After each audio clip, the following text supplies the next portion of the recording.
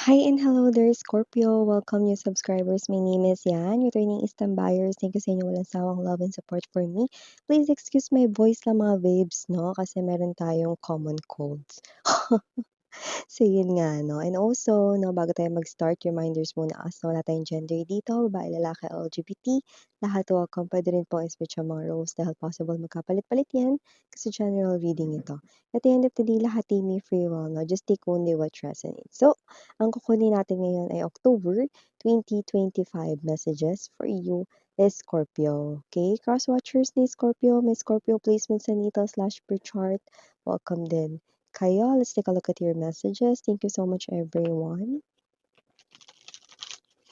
Archangel Michael, thank you so much. Angel guides, can we get messages right here para kay Scorpio, please?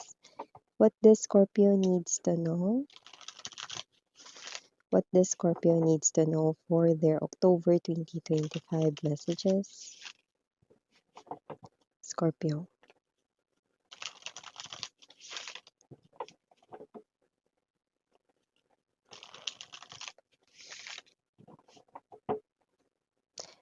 Okay, so let's go ahead and check this mga messages right here for you, Scorpio. So guys, you do have here the energy of Nine of Swords, the World card energy, Six of Cups, the Wheel of Fortune, the Emperor. Ooh, you've got three major arcanas, King of Cups, bottom of the deck, Hermit, four major arcanas, five major arcanas, Tower, and the Eight of Swords energy.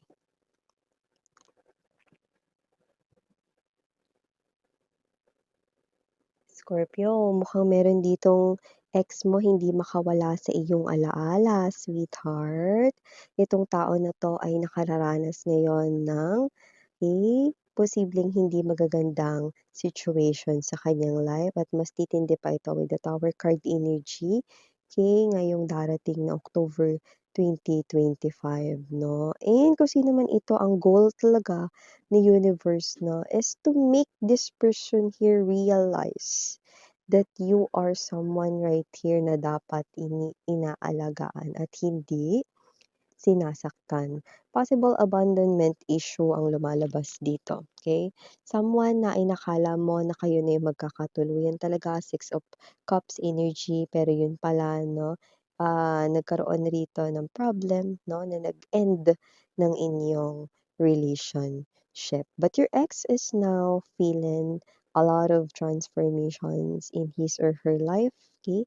Kung sino man ito, mas makararanas pa siya ng mga matitindi rito, no, ng mga situations ngayong October 2025, no? Kakaloka. Kaya pala hindi niya kayo rito makalimutan, no? Hindi siya makatakas sa inyong ala-ala, Scorpio. So, maliban dyan, meron din ditong transformation sa'yo. You could be seeing a lot of number 555 or kahit 5 lang yan, no? Aside from number 5, you could be seeing a lot of number 7s, a lot of number 4. Just take only what resonates. But I'm picking up, no? These transformations are pretty good, no? Because ito ay mga sign dito, no, na ikaw ay posibleng magsisimula na sa iyong book 2, no, or pangalawa ritong libro sa iyong life, no, kung saan with the World card energy, Six of Cups, napakaganda rito ng iyong love life, no, at ang love life mo rito ay lumalabas bilang someone na meron na kayo nitong connection sa 5D world. Doesn't have to be na meron kayo ditong past life connection, but for others, yes. Pero what I mean doon sa 5D world is that this person right here, possible na nakakasama mo na siya sa panaginip, pero hindi mo naaalala itong mga panaginip na ito paggising mo. Ay, talaga miss yan, may ganon. Yes, okay? But this is soon to happen. This person is nagtataglay ng Emperor's energy, someone who is not immature, someone who's possible older than you sa age but doesn't have to be na malaki yung inyong age gap, no? Like, hindi gano'n yung nakikita ko, pero siya ay mature, okay, sa kanyang pag-iisip. And this person right in here, no, ang cute niya rito, no, kapagka mag-express siya rito ng love, no, possible rin na siya ay nagba-blush or namumula kapagka, eh, may gagawin kayo ritong something sweet sa kanya. Ayan, oh. So, kasi naman 'tong energy na 'to na nakakaloka, ang cute ng energy niya, 'no. So, meron na kayong encounter sa 5D world, 'no, possible na sa dreams, tapos high chance na paggising mo, minsan wala naman akong gano'ng dream, 'no, kasi nga ito yung dream na hindi mo naaalala pero napapanaginipan mo, 'no. Remember, 'di ba, 'pag gumigising ka, alam mo na naginip ako, pero hindi ko alam panaginip ko. Yun, 'no? 'Pag maraming beses kang gano'n mga babes, 'no, ibig sabihin yun din ay isa sa mga sign na papalapit ng papalapit ng papalapit na kayo sa isa't isa, ayan, 'no. And with the Emperor, masagana po ang kanyang life, possible rin successful siya sa kanya ritong kaperahan, career, job, or negosyo. Okay, so maliban diyan is Scorpio, nakita rin ako rito, 'no, ng mga gabing hindi ka makakatulog, 'no? Pero dahil excited ka, ayan. Ano naman 'yan, miss 'yan. Kasi parang meron ditong magbabalik, excited ka rito. Etong magbabalik, 'no, unang-una sa lahat, 'no, hindi ito yung ex mo na kanina natin pinag-usapan, 'no. Dito sa mensahe na 'to, ang pinaka nakukuha ko with the Wheel of Fortune, 'no, maaaring ito yung opportunity na inaantay mo. Possible na kahit ano 'yan, okey? Puwedeng na out of stock dito yung iyo ritong gustong bilhin, pero bigla na namang magpa-pop out, 'no, na magkakaroon ng stock dito and this time mabibili mo na 'yun. O yung iba naman na maaaring maging available na rito yung iniintay mo rito na puwedeng, baka looking for titirahan ka pero yung iyo ritong gustong lipatan puwedeng na-occupy ng iba, 'no, and then may magbubukas, 'no, na isang napakaganda rin, mas maganda pa dun sa nakita mo, and yung location is very good din. Then yun, 'no? Same location tapos mas maganda pa yung house, 'no? May opportunity dati, 'no, na magbabalik at yung iba nga parang, mas pinaganda pa, 'no, ni universe dito, 'no? And yung iba naman dito, 'no, tao 'tong magbabalik, 'no, pero hindi nga yan yung ex mo. Possible na makita mo ulit dito yung, best friend mo, 'no, since childhood na matagal mong hindi nakita kasi posibleng tumira, lumipat, or nagtrabaho sa malayo o sa ibang bansa na magkikita kayo ulit at hindi ka makakatulog sa excitement.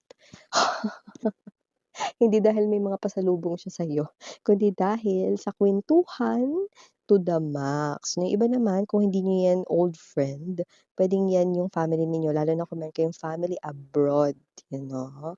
Especially holiday season na ulit, 'di ba? So, maaaring, 'yan ay isa sa mga, highlights ninyo ngayong October 2025 messages. So, maliban diyan, Scorpio, nakakita rin tayo ng energy rito, 'no, someone who loves you.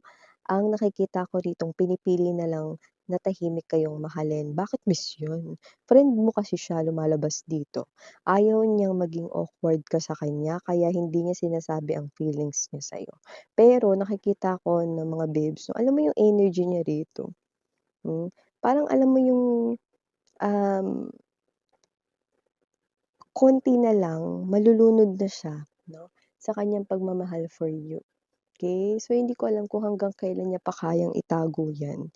Hangga't nakikita ka niya, tumataas ng tumataas yung feelings niya na parang baha para sa'yo, okey? Kaya kung sino man 'tong friend mo na 'to na pinipili niya, 'no, or mas, pinipigil niya ang damdamin niya ngayong buwan ng October, okey, na what's this, na 'wag aminin sa'yo yung feelings niya kasi nga ayaw niya na magbago yung pakikitungo mo sa kanya. Parang siguro nafi-feel niya na friend lang din yung tingin mo sa kanya, kaya gan'to siya. Kasi may energy siya rito na parang hindi lang basta hinala ito, parang siguro meron kang ibang ka-connect, may boyfriend, girlfriend ka, 'no, or may asawa ka na kaya parang gan'to yung mas pinipili niya na lang makuntento ng ganito. Pero hindi nga, kasi nakikita ko rito konti na lang malulunod na. Alam mo yung energy ng wala siyang salbabida, tapos nag-swimming, hindi marunong mag-swimming, wala man lang kahit yung, salbabida sa ano, magkabilang ano, kilikili. 'Di ba, walang life jacket, eh, okey. Kaya nga parang ewan ko kung hanggang kailan niya 'yan matatago sa'yo, pero konting-konti na lang. The water is really definitely getting higher and higher. The water is the symbol of emotions for you, okey, at nakikita ko siya konti na lang talaga lunod na siya. So, I don't think so na maitatawid niya pa 'tong pagtatago na ito sa'yo. So, I think mga babes 'no, if not by the end of this year 2025, sigurado ako rito first quarter ng 2026 aamin na 'to sa'yo. Wala na, eh, hindi niya na kaya, eh. Gano'n nakikita ko dito, eh, okey. So, maliban diyan Scorpio nakakita rin ako ng energy rito, possible na may lumapit humingi ng tulong sa'yo rito. Possible na someone older than you sa age, puwedeng 'yan ay ate mo, kuya mo, puwede rin namang pinsan mo mas matanda sa'yo o baka naman friend mo mas matanda sa'yo sa age talaga. Okey, yung iba naman talagang puwedeng, matanda talagang literal, puwedeng 'yan ay parents mo, puwede rin naman na 'yan ay tito, tita or, someone older than you ka-connect 'no, sa iyong life 'no. Possible na parents ng friends mo, okey, kung nagkakausap kayo or kilala mo sila, 'yan. May gano'ng klase ng energy, okey. 'Wag mag-alala kasi hindi naman puro pera yung, paglapit dito. Puwede kasing meron lang sila ritong pabor dahil may alam ka about this. O siguro talent mo ito, 'yan, baka magpapagawa, magpapa-drawing or meron sa'yo ritong, ipapagawa 'no, na alam nila na magaling ka dun, 'yan 'no. Pero yung iba yes, oo, pera talaga kailangan nila. Pero, yung iba lumabas dito kung ano yung parang talent mo or magaling ka dun or baka naman ito yung linya ng propesyon mo, yun yung ano, yun yung, ilalapit nila sa'yo rito 'no, na favor, 'yan. And last but not the least, message para sa'yo Scorpio, kung meron ka naman ng love of your life sa tabi mo ngayon, that person is strongly thinking na mag-propose na sa'yo bago mag-end ang year 2026 'no. So, may energy siya dito na ewan ko parang may pressure sa time, parang may hinahabol siya ritong time na ewan ko magiging LDR ba kayo, aalis ba siya magtatrabaho sa malayong lugar or meron siya ritong hinahabol like let's say bago siya mag-birthday next year gusto niya ikasal na kayo or sa mismong birthday niya ikasal na kayo. May gano'n, eh. Kaya gagawin niya na yung proposal bago matapos yung year 2025. Wow, exciting 'no? Kaya naman mga babes 'no, pang hinihintay niyo, i-claim, claim, claim, claim, claim niyo na ito Scorpio. So yeah, these are all the messages para sa'yo. Yeah, again, I'm Yuriana on me for the girls and Yana Duna for the boys. Sarang hey, love and light. And meow.